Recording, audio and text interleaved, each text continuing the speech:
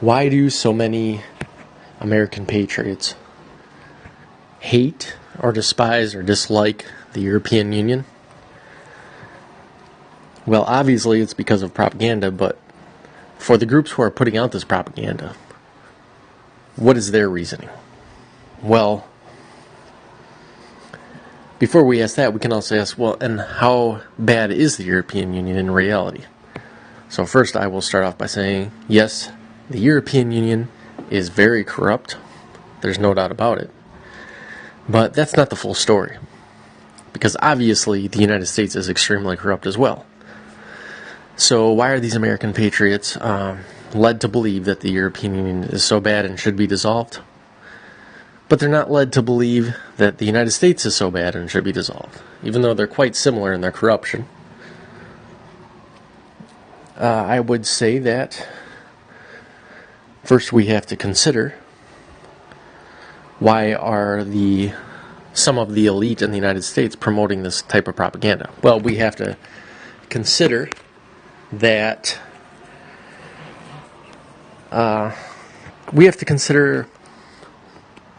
what's the benefit for Europe or the countries in the European Union to have this union. It's very similar to the benefit that Americans get being united to each other. For one thing, we have to look at the strength of currency. So, the US dollar. Now, the US dollar, the value of the US dollar is highly inflated because people trade it internationally. You could have two different countries that are not the United States making an international trade, say corporations within that, within two other countries making a trade, and they trade using US dollars. This increases the value of the US dollar. That gives Americans more buying power. Okay? So, if each U.S. state had a separate currency, the chances are none of these currencies would be traded internationally on such a huge level. So what this does for Americans, being united in a huge country with a currency that is traded internationally, is it increases their standard of living. In short, it gives them more buying power, like I said before. So, now the European Union has a similar advantage. It's not nearly, I shouldn't even say, it's not even nearly does not have the same potency as the US dollar. But it is now a competitor to the US dollar. Unlike a Swiss franc, even though a Swiss franc was very valuable, it was never really a strong competitor to the US dollar because Switzerland is simply too small. Now, of course, it's not all about just raw size, it's also about technological level, but that's a different topic, so we won't get into that now. So, when you have countries moderately, I should actually say pretty big countries, but not nearly the size of the United States, but big countries uniting like Germany and France and Italy and England, and you put this together, then they start to become close to the size of the United States, and their currency is now a threat to the US dollar, US dollar's dominance.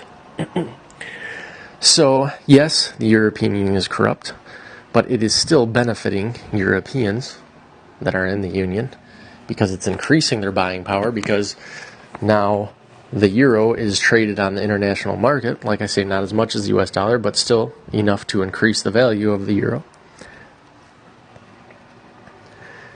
And that's not the only benefit. You have other economic benefits, such as trading.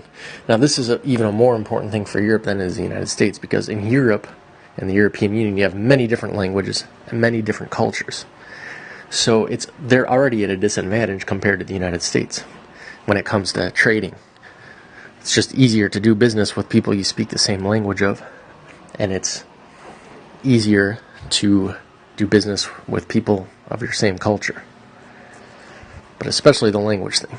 So they're already at a disadvantage. So if they're all trading in different currencies, they have to go through this huge extra process that is extremely inefficient and gives the United States, or businesses in the United States, a huge advantage over Europeans. So since now the Europeans have their single currency, it puts them more on par, on an equal, not quite equal level, but much closer to equal. Gives them more, almost, I want to say, I guess you could say leverage. A near equal amount of leverage. So, of course, the European Union still does not have, or the euro doesn't have the buying power of the US dollar. But, like I say, it is increased now compared to German currency or French currency or Spanish currency, so on and so forth. So this is the big reason why there is a lot of propaganda from America going against the European Union, because we have two unions, the United States and the European Union, that are extremely corrupt, and yes, they should be dissolved and replaced with something else, but people that are against the European Union in America don't understand that the real reasons behind this, as I just described.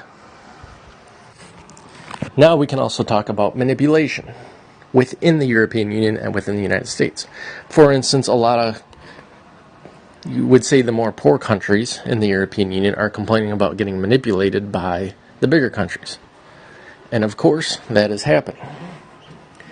But they are still receiving an overall benefit in general. Their potential benefit is still higher if they do things properly, even if they're being manipulated by the richer European countries. Now, the same situation exists within the United States. Richer states will tend to manipulate the poorer states, the resources. They'll be able to have a bigger industry and go in and compete. For instance, a big corporation in New York, they have more of ability of growing, and then they can go into the poorer states and set up camp there and take over, or at least have a stronghold in the poorer states more easily than a corporation in a poor state can come to New York and try to manipulate that market. So yes, that also happens in the United States. It's the same situation. For instance, New York versus Mississippi.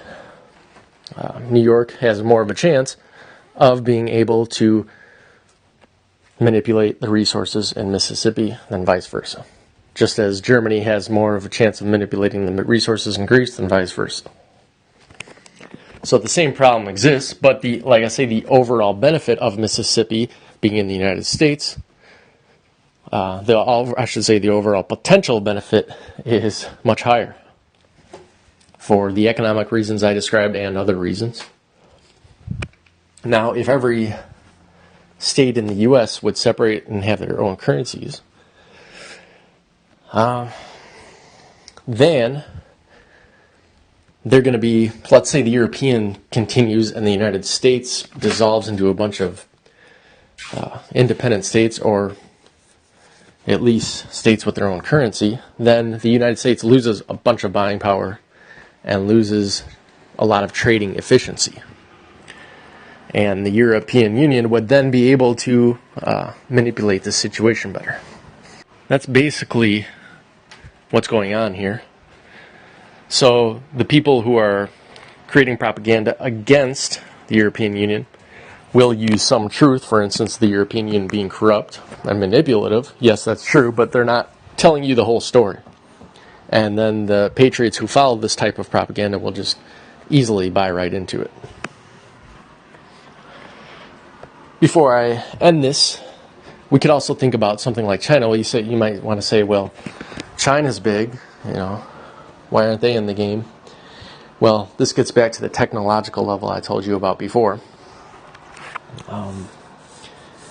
As soon as China completely, industrializes, assuming we don't run on natural resources or something crazy like that happens, then yes, the Chinese currency will also be on the market because they will have the size and the economy behind them.